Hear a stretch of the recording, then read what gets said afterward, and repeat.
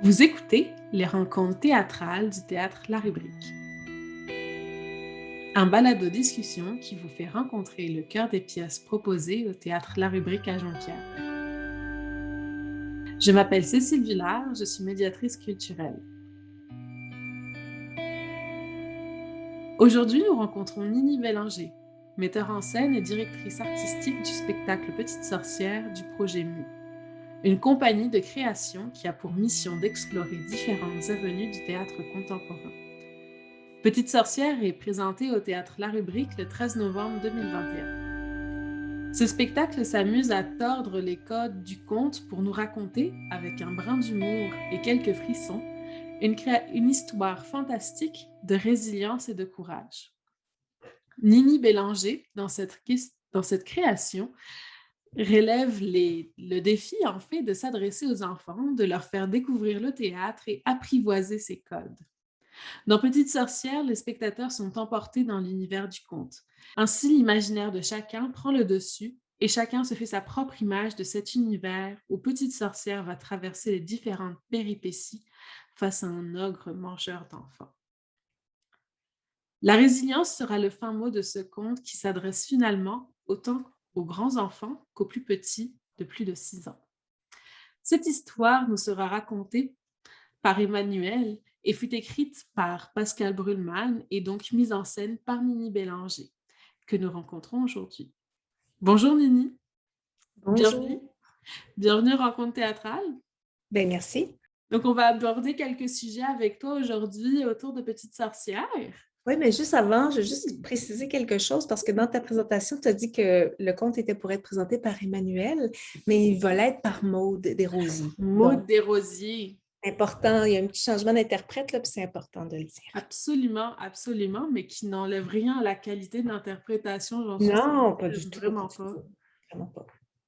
Donc, Maud Desrosiers va interpréter Petite Sorcière, mais en fait, elle va interpréter plus que Petite Sorcière, elle va interpréter la pièce Petite Sorcière, mais tous ses personnages aussi.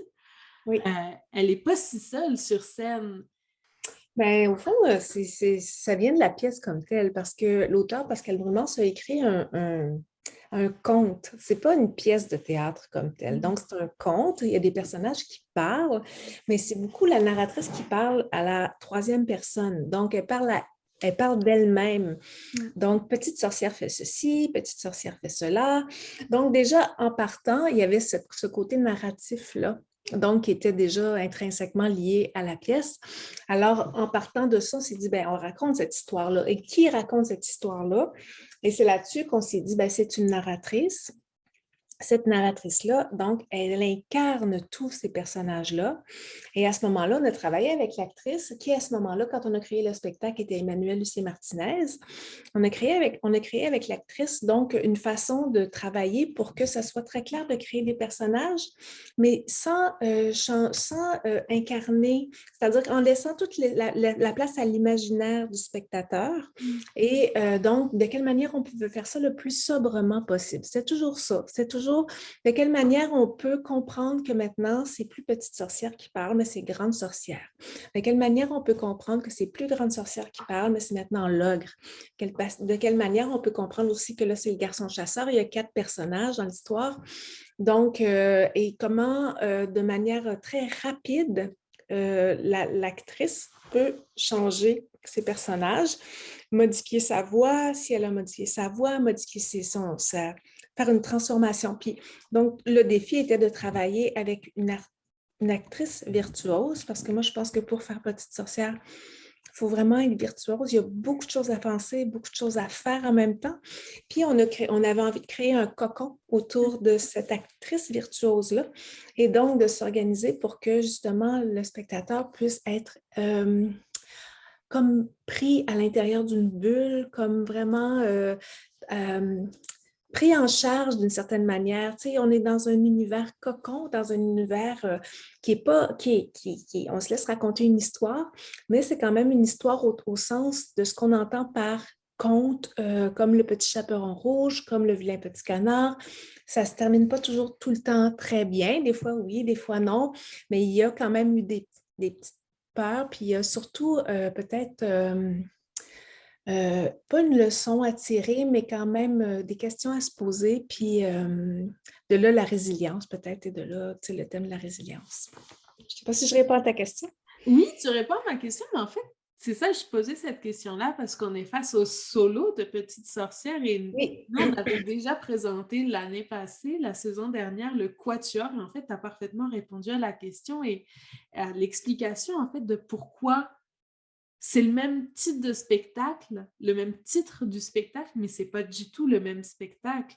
Dans le sens où là, on a une actrice, une comédienne virtuose qui va interpréter les quatre personnages finalement, narrer cette histoire en interprétant les quatre personnages, comme on fait comme... Moi, je me souviens quand ma maman elle me racontait des histoires au bord du lit, des fois, elle prenait des voix différentes pour faire les différents exactement. personnages. C'est ça. Alors que le quatuor était beaucoup dans un ordre, autant avec Petite Sorcière solo, on a essayé de créer un cocon assez confortable, tu sais, pour que les enfants soient près de l'actrice, pour qu'on puisse vraiment transmettre ce rapport-là de narratrice de conteur, conteuse aux spectateurs. Puis autant dans le quatuor, c'était vraiment quelque chose qui était complètement différent. Ma recherche de mise en scène était plus de l'ordre de la distanciation. C'est-à-dire que j'essayais de transmettre aux enfants, le spectacle c'était à partir de 8 ans, 9 ans pour Petite Sorcière, Quatuor, et j'essayais de dire aux enfants, de démontrer aux enfants c'était quoi la distanciation au théâtre. C'est-à-dire que dans Petite Sorcière, il n'y avait pas de décor, hein, il y avait très peu d'accessoires. Donc, comment on fait pour pour passer de la forêt profonde jusqu'au palais illuminé? De quelle manière on peut travailler aussi le rapport entre les acteurs sans nécessairement qu'ils se touchent, sans nécessairement ils peuvent se toucher un peu, mais ce que je veux dire, c'est qu'on soit dans des vrais rapports, qu'on comprenne ce qui se passe, mais en effleurant, puis en représentant des gestes ou des façons de faire qui soient, je dirais, un peu plus détachés. Donc, c'était ça un peu ma prémisse. C'est très intéressant, tu parles de distanciation avec Quatuor, puis là, on se rapproche avec le solo. Moi, c'est ça, quand j'ai vu la pièce, je me sentais vraiment comme quand j'étais au bord du lit et que ma maman était au bord du lit puis me racontait une histoire. Mais Oui, ce que j'ai aussi beaucoup apprécié maintenant avec mes yeux d'adulte aussi, moi, j'ai énormément apprécié que pour une fois, dans un spectacle, on me laissait complètement je pouvais tout imaginer du spectacle. oui, C'est sûr qu'au théâtre, on a quand même une liberté dans l'imagination des décors qui sont très, très simples la plupart du temps dans les spectacles contemporains qu'on voit aujourd'hui. Mais là, avec Petite Sorcière, on a encore moins de décors qu'on en a d'habitude. Il y a juste un lit sur scène, en fait. Puis c'est la conception sonore, la conception de l'éclairage qui va nous accompagner sur certaines formes, nous donner des idées, on retrouve l'imaginaire facilement, les sons de la forêt, les sons de la ville qui vont nous guider. Mais en fait, on est complètement libre et puis c'est pour les 6 ans et plus, mais je dirais de 6 à 106 ans. 99 ans. Mais C'est c'est vrai ça. parce qu'on l'a joué devant des classes d'adolescents, on l'a joué devant tout le monde, devant devant des adultes handicapés, des adultes aussi. On a joué beaucoup devant des aveugles en France. Mhm. C'est très intéressant vraiment parce que justement, eux étaient complètement immergés dans cette proposition-là et pour eux, ils avaient vraiment vécu un spectacle formidable, là, tu sais, donc parce que justement, comme il n'y avait pas nécessairement de dialogue et il n'y avait pas d'interaction, de déplacement sur scène, ben, il avait l'impression d'avoir vécu le spectacle. Ben, il l'avait vécu d'ailleurs, ce n'était pas juste une impression, mais il Oui. l'avait vécu pleinement finalement. Parce que c'est ça, on n'a même pas besoin de voir Petite Sorcière, on fait juste l'écouter comme elle nous raconte une histoire, elle nous narre cette histoire-là. Ma Oui, deuxième question, en fait, on est en train d'y répondre partiellement, c'est que là, on s'adresse à des 6 ans et plus, on raconte l'histoire de Petite Sorcière comme avec le Quatuor, mais là, on a juste donc une interprète sur scène. Et donc, ma question, c'était, dirais-tu que pour s'adresser aux enfants, donc aux plus petits, faire jouer leur imaginaire est une bonne manière de s'adresser à eux? C'est une question qui se répond par elle-même, là. Ben, je pense que oui. Après, moi, je crois que dans n'importe quel spectacle ou n'importe quel, en tout cas, spectacle vivant, ça demande quand même d'être intéressant, de raconter une bonne histoire. Ça demande quand même aussi à l'interprète d'être complètement disponible et là avec eux et de partager ce moment-là. Tu sais, pour moi, l'art vivant, le formidable. L'affaire formidable avec ça, c'est qu'on est en même temps, on est autant présent. Et ça, c'est une des choses qu'on essaie de transmettre. Ben, pas qu'on essaie de transmettre, mais que les enfants, je trouve, dans notre vie, ils réalisent, comment je peux dire ça? Parce qu'on est toujours en décalé avec des écrans et tout ça, là, tout d'un coup, ils arrivent, puis là, là, l'actrice est là en temps présent avec vous. Donc, vous êtes en interaction, tu sais, elle vous raconte des choses, mais vous écoutez, puis vous vous relancez, puis de par vos réactions, ben, elle s'adapte à ça, puis on est vraiment en train de créer une relation. Ça, je trouve que mais ça, c'est pour n'importe quel groupe d'âge. Oui. Après, pour les petits, c'est pareil que pour les grands, tu sais. C'est juste que pour les petits, il faut les mettre à l'aise, il faut les mettre confortables. Puis, faut qu'ils aient l'impression qu'ils peuvent bouger, qu'ils peuvent faire leurs choses parce que le théâtre, c'est la vie, là. Ça ne peut pas toujours être statique. Absolument. Puis c'est ça, j'avais encore une petite. Je sais pas si j'ai envie de continuer là-dessus parce qu'en fait, on ouvre, on enfonce des portes ouvertes avec ces questions-là. C'est l'imaginaire, les enfants, cette pièce-là. Je ne saurais pas quoi dire de plus au public à part de devenir le cœur aussi ouvert que l'imaginaire puis de se laisser transporter dans ce conte-là. C'est un conte aussi je lisais dans votre documentation.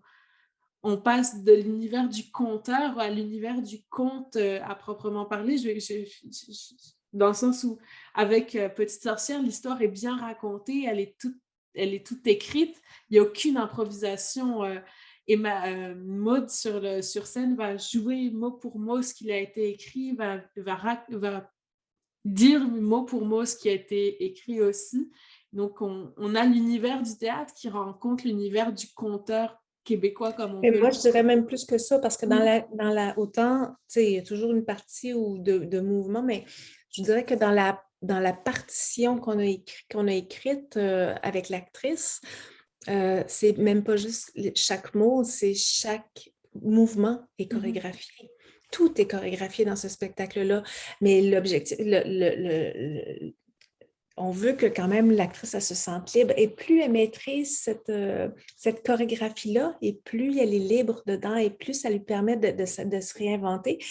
Et donc, c'est pour ça que le terrain de jeu est petit, dans le sens où c'est un petit terrain de jeu, c'est un lit, mais elle ne bouge pas beaucoup, elle ne sort pas beaucoup du lit, mais en même temps, elle peut renouveler les choses, renouveler la façon de se tenir, renouveler la manière dont elle parle, renouveler. Tu sais, il y a toujours ça. Fait que donc, c'est vraiment dans cette optique-là.